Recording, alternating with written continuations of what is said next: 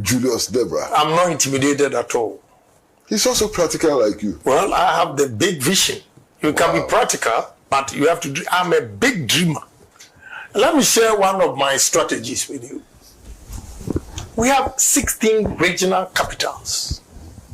When you move from Accra to Kumasi, Kumasi is active from Friday 6 p.m.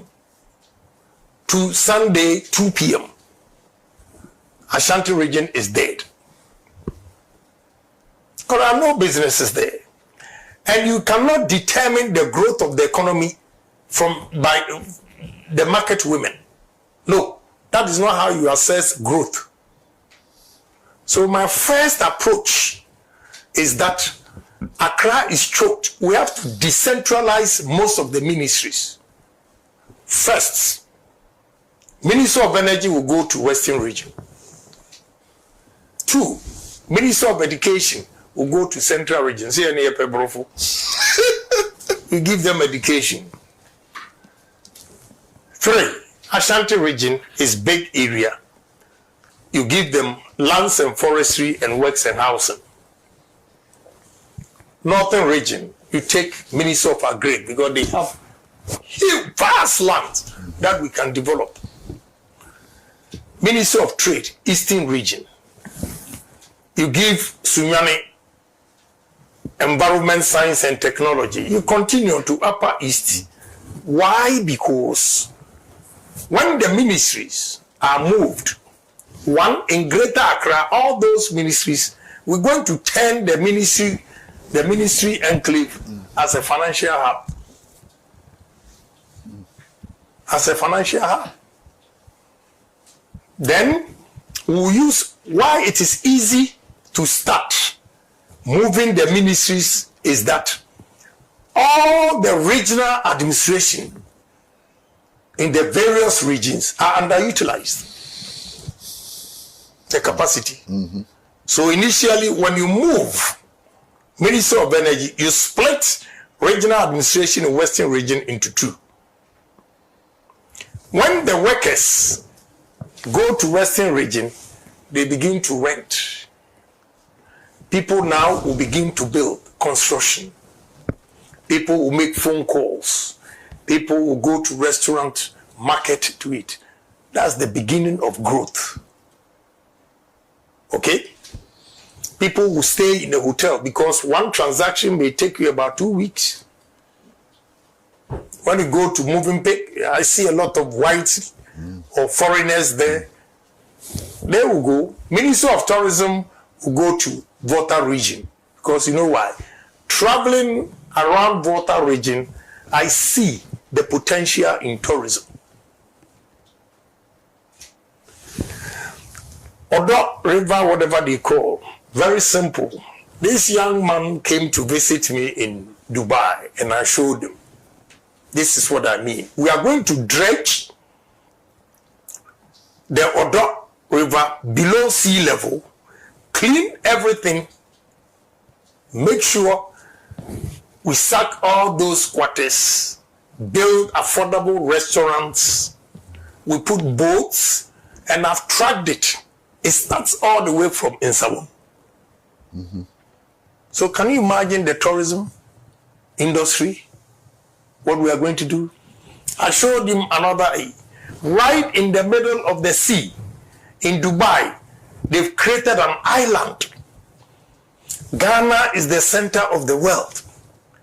And we don't have a hotel with the name center of the world to attract tourists to come to. We are going to build a hotel in the sea. It's possible. I have seen it worked elsewhere, and therefore it's going to work. Meridian. Yes. Honorable, thank you so very much. Thank you so much for coming. You know, those days I was telling them the truth and they didn't listen.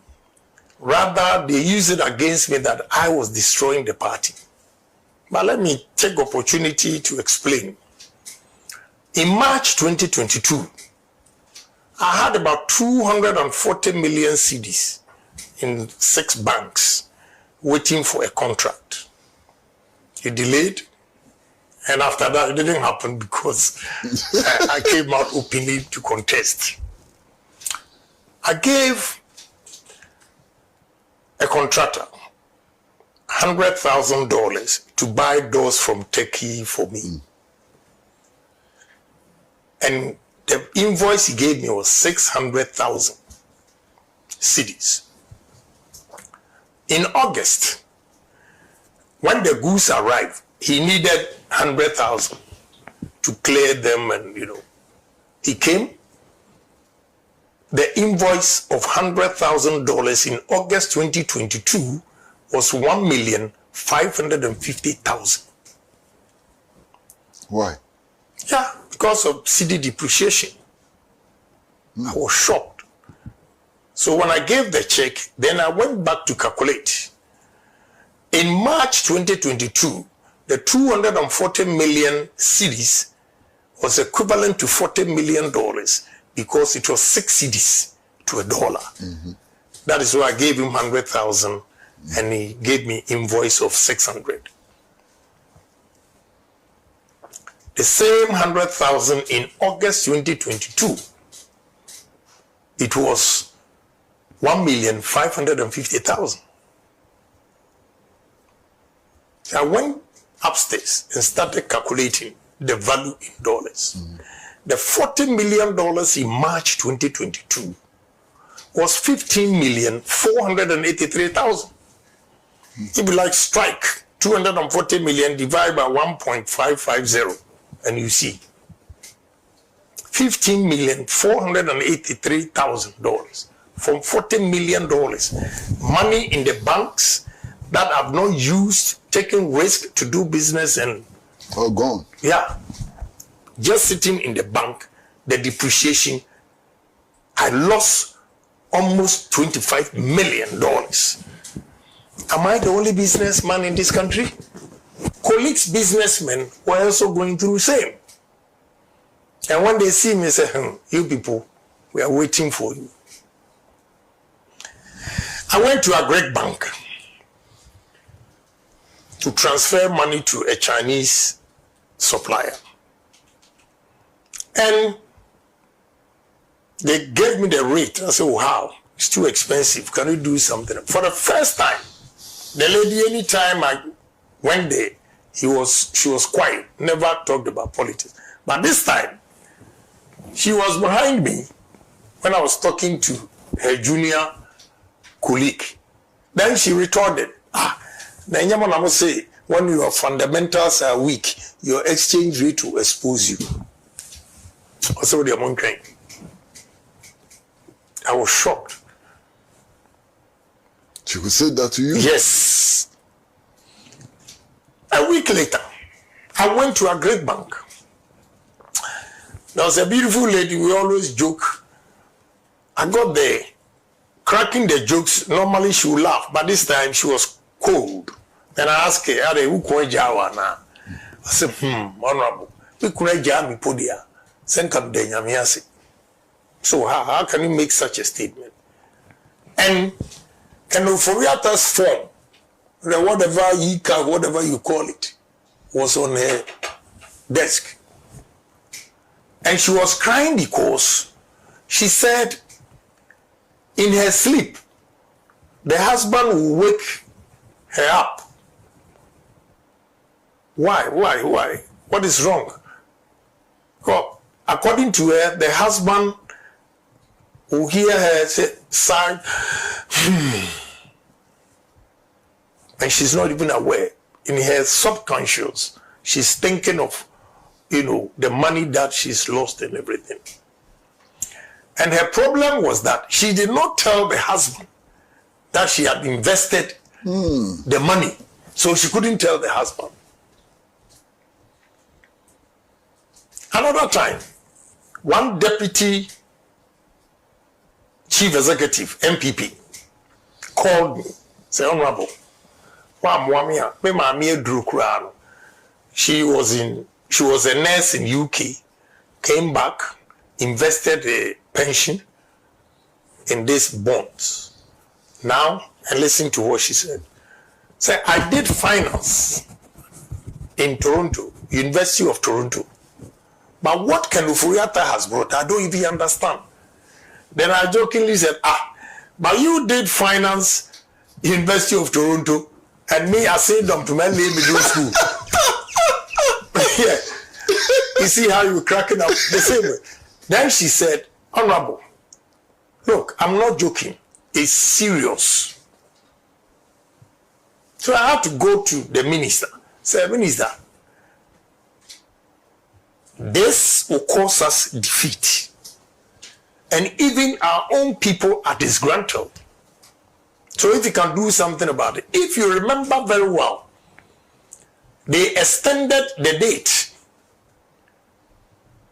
Mm-hmm. Okay? It's because I spoke to him. Then he said, well, there's nothing he can do. And you saw the former Chief Justice picketing. Mm-hmm. Mm-hmm. So during my campaign, I told them, anybody in that administration, he lost the election in 2022, because Ghanaians have decided that they'll get rid of us. And they used that against me, that I caused their defeat. And you think Ghanaians that were suffering? Because you spoke the truth. Yeah. They use that. Some candidates go around, because of him, we lost the election. Did I say that when the fundamentals are weak, your exchange rate will expose you? The lady quoted it at the Great Bank. Did I say that I'm going to lock the dollar, is under lock and key, and give it to police or whatever? And you think I'm the only smartest human being in this country that did not listen or heard? And when they are losing their business and take a decision, now you use it against me that I caused the defeat. Today is an opportunity for me to explain this. Look at NBC adverts. The number of adverts, what Bawumia said that they used against him, and compare to the number of adverts they said I have said that. They've never been fair. You see, they've never been fair. But I leave it to God. All the things I said was a caution to them. If they had listened to me, there wouldn't have been this humiliating defeat ever. But they didn't listen. Because the whole party machinery was against Kennedy Agyapong.